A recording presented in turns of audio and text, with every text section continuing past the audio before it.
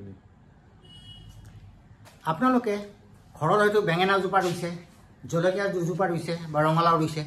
কি কৰে এইবিলাক আপোনালোকে নিজৰ ঘৰত খাবৰ কাৰণে আপুনি ব্যৱহাৰ কৰে তাৰপিছত কি কৰে যদি বস্তুবোৰ ৰৈ যায় বেছি হয় তেতিয়া আপুনি কি কৰে বজাৰত বিক্ৰী কৰে ধৰি লওক আপুনি 1 কেজি বজাৰত বেঙেনা বিক্ৰী কৰিলে কিমান 50 টকা 40 টকা 60 টকা জেনেৰেল মই কথাটো কৈছোঁ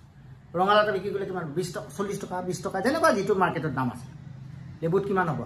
এটা লেবুত কিমান 5 টকা পাব 6 টকা পাব 7 টকা ম্যাক্সিমাম কিন্তু আমি আপোনালোকক কি ক'ব বিচাৰিছোঁ যিটো বস্তু আপুনি লোকেল মাৰ্কেটত বিক্ৰী কৰি অনলি 10% 20% প্ৰফিট পায় সেই বস্তুটো যদি আপোনাক আমি ভাৰতৰ বাহিৰলৈ যদি লৈ যাওঁ আপুনি যদি প্ৰফিট 100% বা 200 বা 300% পায় আপোনাৰ জানো মনটো ভাল নালাগিব আপুনি নিবিচাৰে নেকি যে আপোনাৰ ঘৰৰ বাৰীৰ পিছফালে যিজোপা আপুনি লেমু টেঙা ৰুইছে যিটো ৰঙালাও গছৰ পৰা ৰঙালাওটো যদি বাহিৰৰ লণ্ডন বা পেৰিছত যদি ইউজ কৰে মানুহে যদি খায় বেছি দাম যদি বহু গুণ বেছি আপুনি যদি ভাল নাপাব আপোনাৰ জানো গৰ্ব নহ'ব গৌৰৱ নহ'ব যে মোৰ বস্তু বাৰী ৰঙালাওটো আজি বা বেঙেনাটো আজি বাহিৰৰ আমেৰিকাৰ মানুহে খাইছে তাৰ মানে কি এইটো কি বুলি কয় এই বিজনেছ কয় এক্সপোৰ্ট তাৰমানে বাহিৰত আমি কি কৰোঁ ৰপ্তানি কৰোঁ আমি কি কৰোঁ প্ৰথমতে আমি লোকেল মাৰ্কেটত আমি বিক্ৰী কৰোঁ যিকোনো বস্তু বিজনেছ আমি কি কৰোঁ লোকেল মাৰ্কেটত কৰোঁ তাৰপিছত আমি অলপ দূৰলৈ লৈ যাওঁ ধৰি লওক আপুনি গাঁও এখনত আছে কোনোবা এখন গাঁৱত আছে আপুনি ঢেকীয়াজুলি গাঁৱত আছে ধৰি লওক আপুনি তেজপুৰৰ কোনোবা এখন ঠাইত আছে ভিতৰৰ গাঁও আপুনি বস্তুখিনি কি কৰিব গাঁৱত বিক্ৰী কৰিব নহ'লে তেজপুৰত বিক্ৰী কৰিব নহ'লে আপুনি গুৱাহাটীত আনিব নহ'লে আপুনি তাৰ পৰা বেছি মেক্সিমাম কৈ দিব দিল্লীত লৈ যাব তাৰপিছত আপুনি নিব নোৱাৰে কাৰণ বাহিৰত নিবলৈ হ'লে কিছুমান নিয়ম কানুন আছে যিবিলাক নিয়ম কানুন এক্সপৰ্ট মেনেজমেণ্টত আমি ট্ৰেইনিং দিয়াৰ পিছত আপুনি সেইবিলাক আগবাঢ়িব পাৰিব এতিয়া মই আপোনাক আজি এটা কথা ক'ব বিচাৰিছোঁ যে আমি আজি এক্সপৰ্ট মেনেজমেণ্টত কি বস্তু আমি আপোনালোকক ক'ব বিচাৰিছোঁ একদম সহজ বস্তু সহজ সৰল যিটো বস্তু আপোনাৰ ঘৰত ৰুৱে চবৰ ঘৰতে এডাল থাকে ইমান কষ্ট নহয় এডাল সৰু গছ যিডালৰ নাম কয় অসমীয়াত নৰসিংহৰ পাত বা ইংলিছত কয় কাৰী লিভছ মই mister Deepak Mehna motivational speaker human resource trainer transformational counsellor and international business trainer আজি মই আপোনালোকক এনে এডাল গছৰ কথা ক'ম বা এনে এটা গছৰ পাতৰ কথা ক'ম যিডাল গছ আপোনালোকে সহজলভ্য বা আপোনালোকৰ বাৰীৰ পিছফালে ঘৰৰ পিছফালে বা চোতালত বা আমাৰ খেতি পথাৰত ৰুব পাৰে ইয়াত কোনো সাৰৰ দৰকাৰ নাই মাত্ৰ গছডাল পুতি দিলে লাহে লাহে ই ডাঙৰ হ'ব বৰষুণ পৰিলে ৰ'দ বৰষুণত ডাঙৰ হ'ব আপুনি কি কৰে আমি কি কৰোঁ সাধাৰণতে নৰসিংহৰ কি কৰে নিজৰ খাবৰ কাৰণে এডাল গছ ৰুওঁ মেক্সিমাম ভাৰতত নৰসিংহৰ পাতটো ক'ত বেছি ইউজ হয় জানেনে সাউথ ইণ্ডিয়াত হয় তামিলনাডুত হয় মাদ্ৰাজত হয় কেৰালাত হয় ইহঁতৰ মেক্সিমাম দাইলত নৰসিংহ দিয়ে মাংসৰ আঞ্জাত নৰসিংহ দিয়ে মাছত নৰসিংহ দিয়ে চব্জিত বনালে খালি চবতে ইহঁতে নৰসিংহৰ পাতটো দিয়ে কিয় দিলে নৰসিংহৰ পাতৰ বহুত মেডিচিনেল ভেলু আছে আমাৰ কথা মই আপোনালোকক এটা কথা ক'ব বিচাৰিছোঁ যিটো নৰসিংহৰ পাত আমি কি কৰোঁ নৰসিংহৰ পাতৰ জোল বনাই খাওঁ বা মাছৰ আঞ্জাৰে খাওঁ বা কিবা এটা চব্জিত দি খাওঁ কিন্তু এই নৰসিংহৰ পাতটো আপুনি কেতিয়াবা কি কৰে আমি বজাৰত বিক্ৰী কৰোঁ কিমান পইচা পাওঁ অলপ পইচা পাওঁ কিন্তু এই নৰসিংহৰ পাতটো যিটো আমি বজাৰত বিক্ৰী কৰোঁ যিটো আমি খাওঁ এইটো যদি আমি বাহিৰলৈ ৰপ্তানি কৰোঁ এক্সপৰ্ট মেনেজমেণ্ট যদি আমি কৰোঁ তেতিয়া আপুনি ভাবিব নোৱাৰাকৈ আমি মেক্সিমাম আমি ফৰেইন এক্সচেঞ্জ ডলাৰত আমি পাব পাৰোঁ আজি আমি তাকে আলোচনা কৰিবলৈ আপোনালোকৰ আগত আমি ভিডিঅ'টো দাঙি ধৰিব বিচাৰিছোঁ এতিয়া কথা নৰসিংহৰ পাতৰ হেল্থ বেনিফিট কি আমাৰ ইয়াত স্বাস্থ্যৰ কাৰণে আছে নম্বৰ 1 কলেষ্ট্ৰল লেভেল লোৱাৰ ডাউন কৰে তাৰমানে কি কৰে আমাৰ যিটো কলেষ্ট্ৰল লেভেল আছে এটা আছে গুড কলেষ্ট্ৰল এটা আছে বেড কলেষ্ট্ৰল গুড কলেষ্ট্ৰল কি হয় আমাৰ শৰীৰৰ ব্লাড চাৰ্কুলেশ্যনটো ঠিক ৰাখে আৰু বেড কলেষ্ট্ৰলে কি কৰে ই আমাৰ হাৰ্টৰ প্ৰব্লেম কৰে হাৰ্টত সাধাৰণতে কি হয় ব্লকেজ সৃষ্টি কৰে হাৰ্টত ব্লকেজ আৰ্টাৰীবিলাক ব্লক কৰে তাৰপিছত মানুহজনৰ মৃত্যু হয় নেক্সট কি কৰে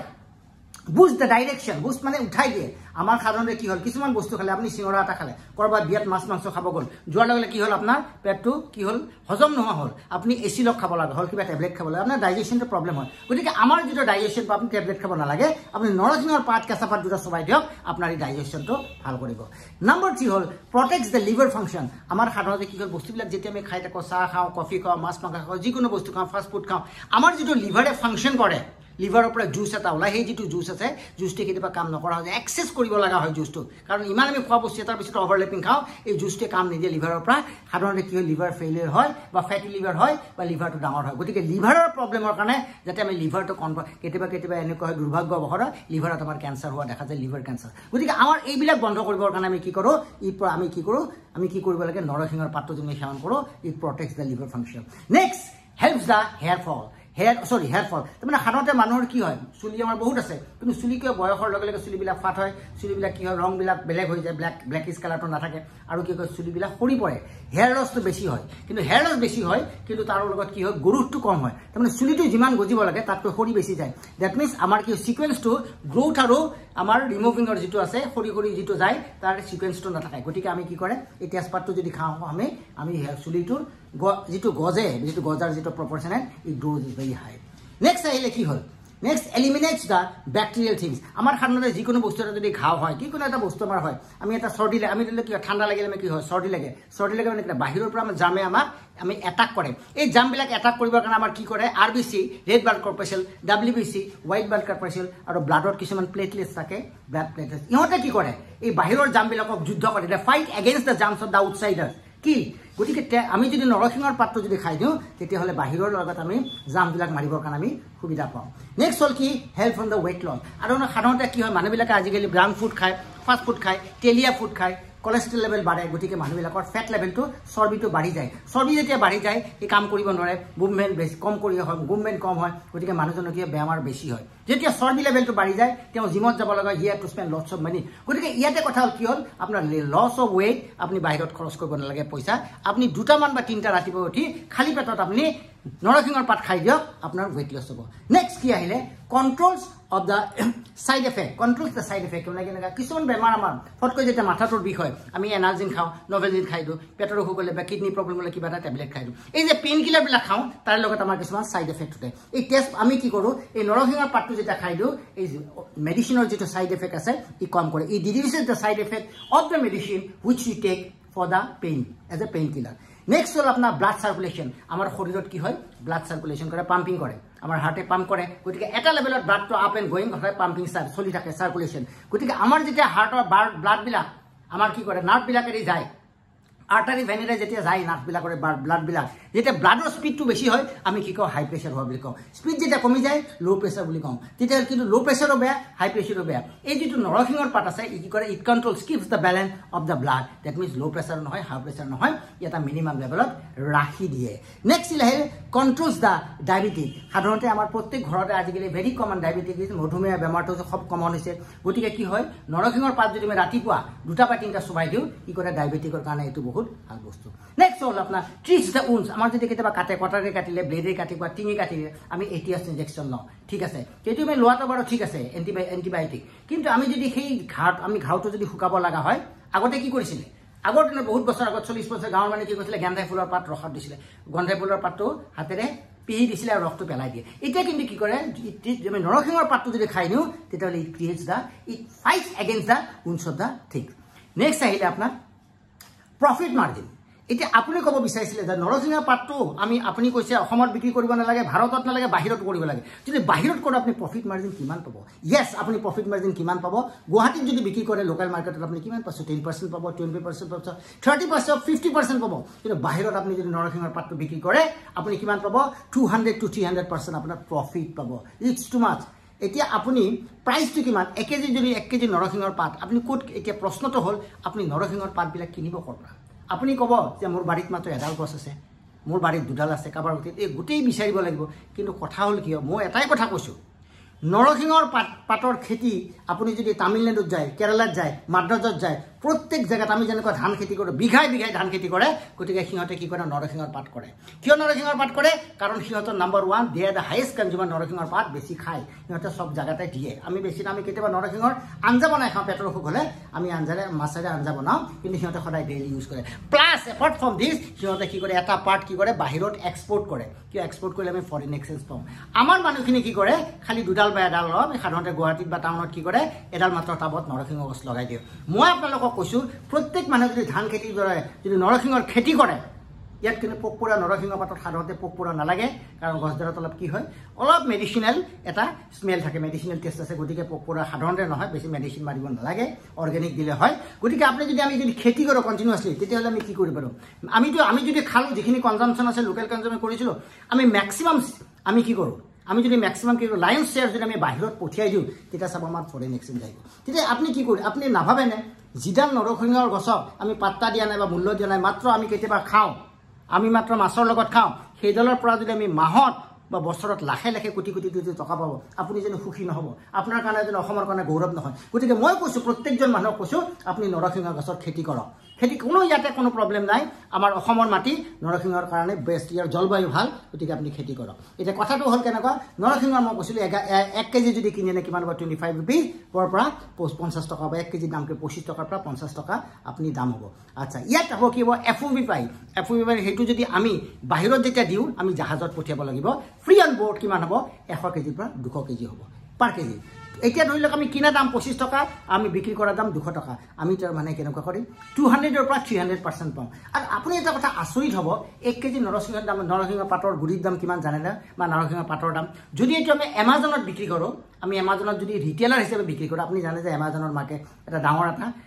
ছ'চিয়েল মাৰ্কেটিং হয় এমাজনত যদি আমি 1 কেজি দি দিওঁ যদি কোনোবাই কিনে কিমান কিনিব জানে লণ্ডনৰ মানুহজনে কিনে 1 কেজি নৰসিংহৰ পাত আমি কিমানত বিক্ৰী কৰিব পাৰোঁ 3,500 পৰা 7,500 টকা এইটো সপোন যেন লাগে 1 কেজি নৰসিংহৰ পাত 7,000 টকাত বিক্ৰী হয়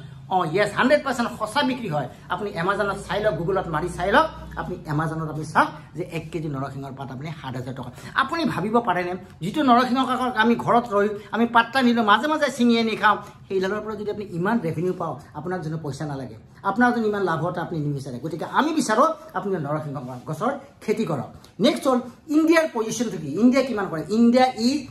India is exporting কিমান এক্সপোৰ্ট কৰে 1.2 lakh metric ton that means quote কৰে 1.2 লাখ মেট্ৰিক টন